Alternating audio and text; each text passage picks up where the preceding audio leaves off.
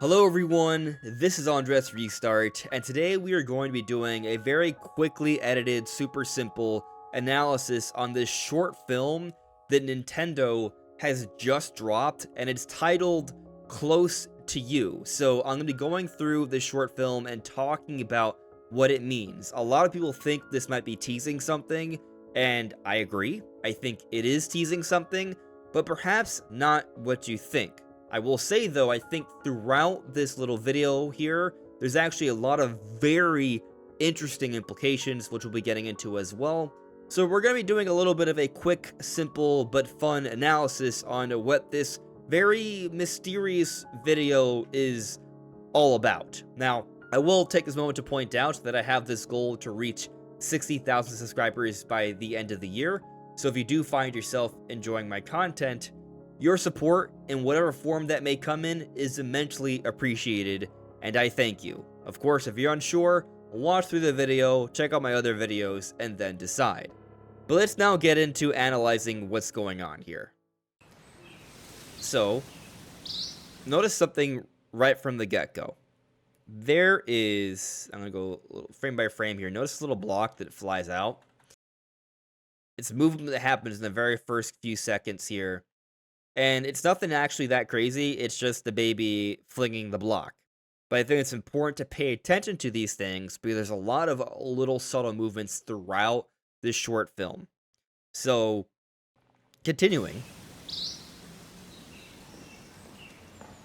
Just listen in on it, pay attention. Someone's knocking, dog is barking. She tells the baby to sit tight. Hands him a pacifier to keep him occupied.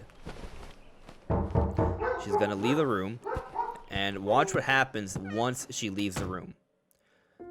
Blocks, objects start moving. It wasn't happening before, but it starts once the mom leaves the room. So I think there is intention there. That is by design. I think whatever is happening here wants to interact with the baby. So, what's going on? Well, I just want to point out something else. It's like the first thing I noticed, right? When the mom leaves, it's not just that things start moving, right? Pay attention. Listen.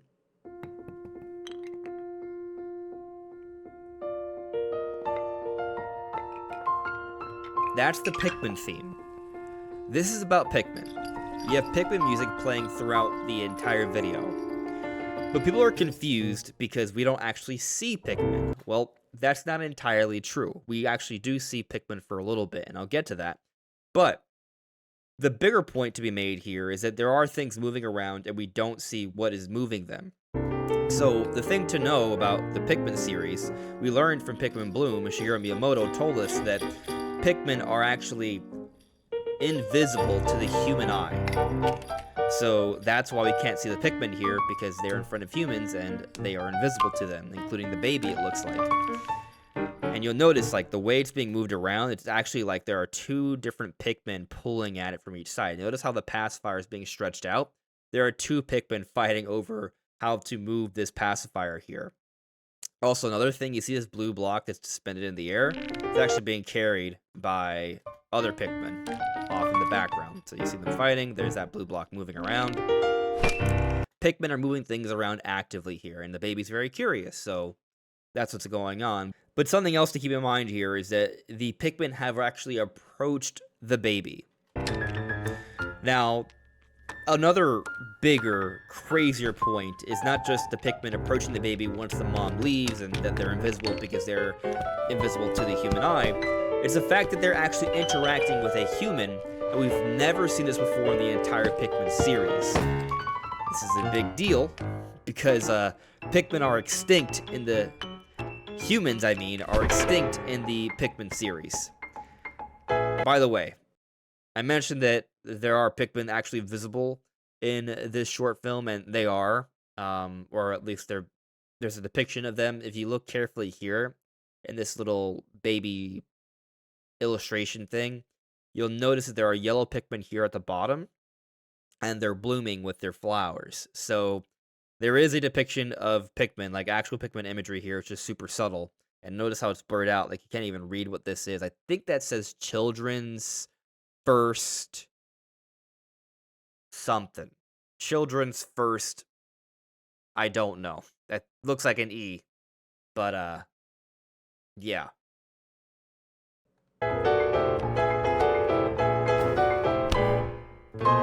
More Pikmin stuff here.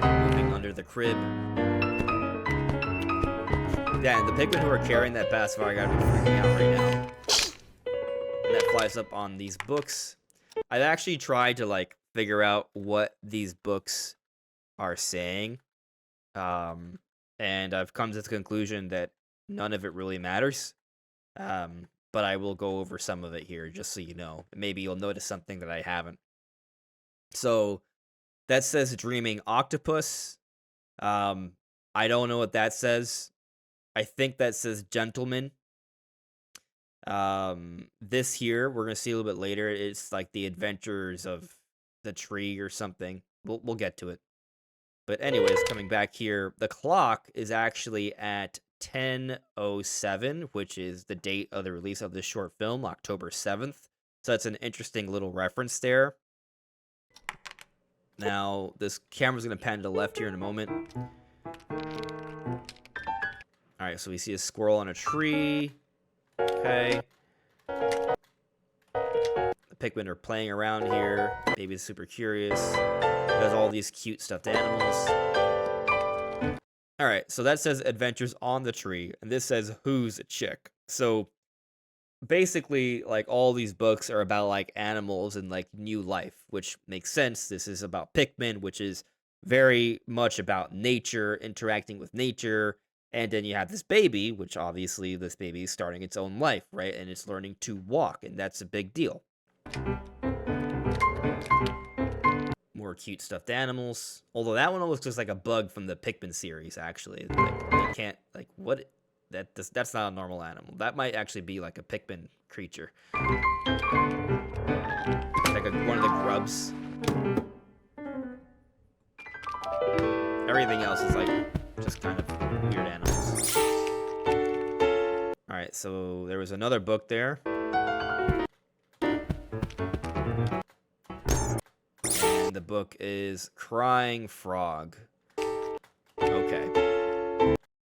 Now, here is something else I can't quite figure out. Now, what I mean is, it's not this stuff here. Like, there are, like, planets and clouds and stars and a moon, and, you know, Pikmin has to do with a little bit of space, right? Because we have Olimar and co. coming in from space to land on what looks like Earth, right? Where the Pikmin are. But here we see these balloons. There's red, blue, and yellow. We also have a lot of red, yellow, and blue blocks. Like, that's a big motif. You have the base Pikmin, red, yellow, and blue. I don't know what this thing is, though. Like, at first, at one angle, it looks almost like a porcupine or something. But then if I look at it from just, like, a vertical perspective, it looks like something that's kind of like a fat Pikmin, maybe, but, like, with a weird mask and no sort of thing blooming on its head, so I'm not even sure it is a Pikmin. It's just kind of weird. But, moving on.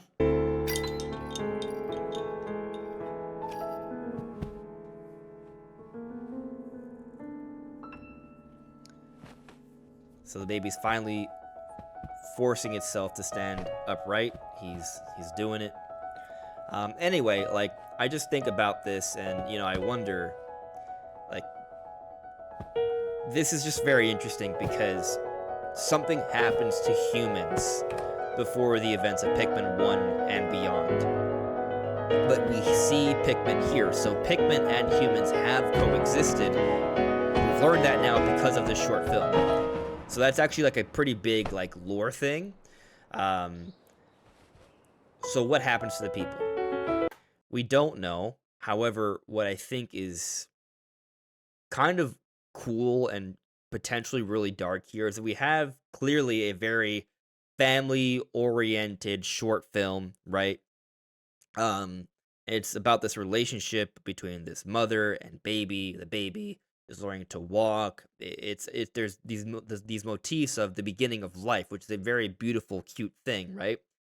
But at the same time, there was someone at the door that was urgently knocking at the door, right? Like there was a knock, and then quickly there was another knock, and the mother rushed over to it. Like they pulled away her attention. Like, why was there someone at the door? What was going on there?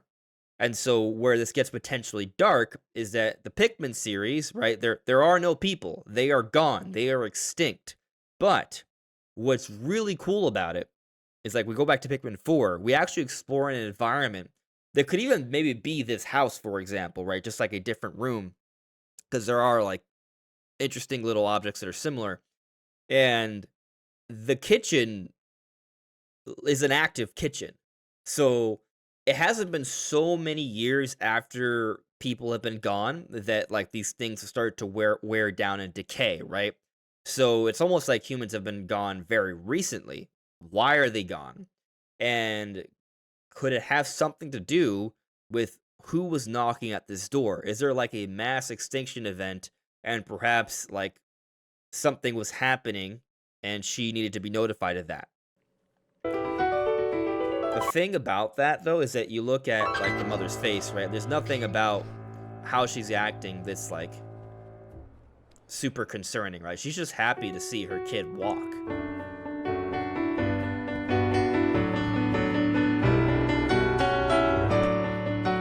It's just a beautiful moment.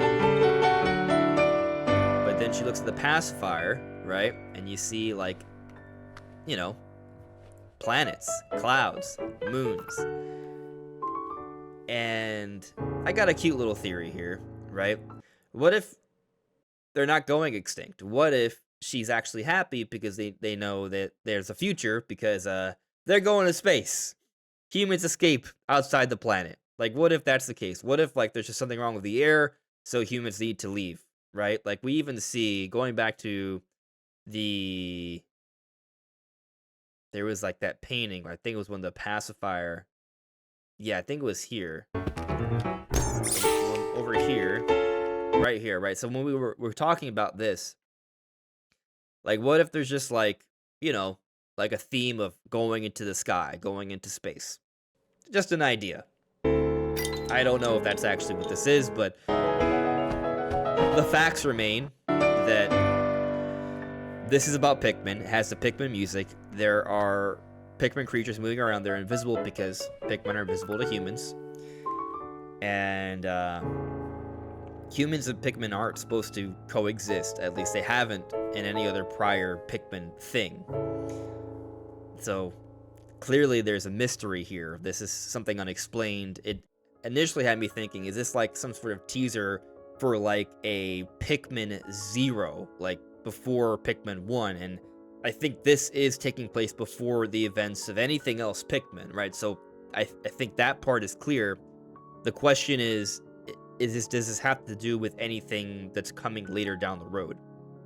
And something to point out here is that at the beginning of the video, right, there's not like a, oh, Switch 1, Switch 2 logo. There's no rating. This is a independent thing. It's a short film. It stands on its own. It's not a promotional video for a game that's coming. So I don't think it's directly a game teaser. I think it's just a short film. However, I think this could be a product from the recently formed Nintendo Pictures, and this could be an example for more things to come. So in that sense, it is a teaser. And it could also be the first of many Pikmin teasers or Pikmin short films. Quick note, like, we've actually seen a few different Pikmin shorts before, so this wouldn't even be the first time. This is actually very much in line with what Nintendo likes to do. But something else to keep in mind here, and it's something that I've tried to cover a lot on this channel, Nintendo's very intentional with their cross-promotion, right? Like, you have the Universal Parks, you have the Lego stuff, you have the merchandising, you have the movies, you have the games, and then there's different games that tease other games. Like, for example, they had Pikmin in the Universal Park. They had Pikmin Bloom, the mobile game, which helped the game reach a larger audience. They even talked about it well after release in another direct. They had Pikmin 3 Deluxe.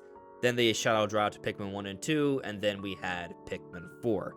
So there was a build-up to Pikmin 4 where it became the best-selling Pikmin game ever.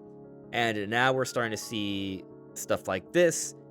I do believe that there is another Pikmin coming. Like, I don't know if we're gonna see Pikmin 5 announced really soon, because Pikmin 4 just came out in 2023.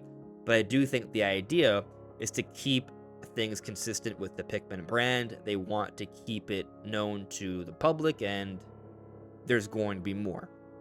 So I do think this is a teaser for the future of Pikmin. I do think this hints at some very big lore implications for the world of Pikmin. I think this is teasing more short films. So yeah, I think it's actually teasing a lot, but in a subtle, indirect way. Do not expect a Pikmin 5 announcement like next week, for example. If that happens, great. Really doubt that. I think this is kind of something that Nintendo's is putting out there to cause a stir, to cause a conversation, because it is strange. There's very little that's telling us what this is about. Like, they just have the title, Close to You. Like, there's not even like a description. It's just Close to You. So that's it. Now, Close to You, what does that mean? I think it's about the Pikmin being close to you, but then also the relationship between the baby and his mother, right? So it's a cute thing, but I think it's also like a reference to Pikmin being everywhere, which is very cool. They're everywhere, but we can't see them. So, cool concept. That's what I think this is all about. But what do you all think?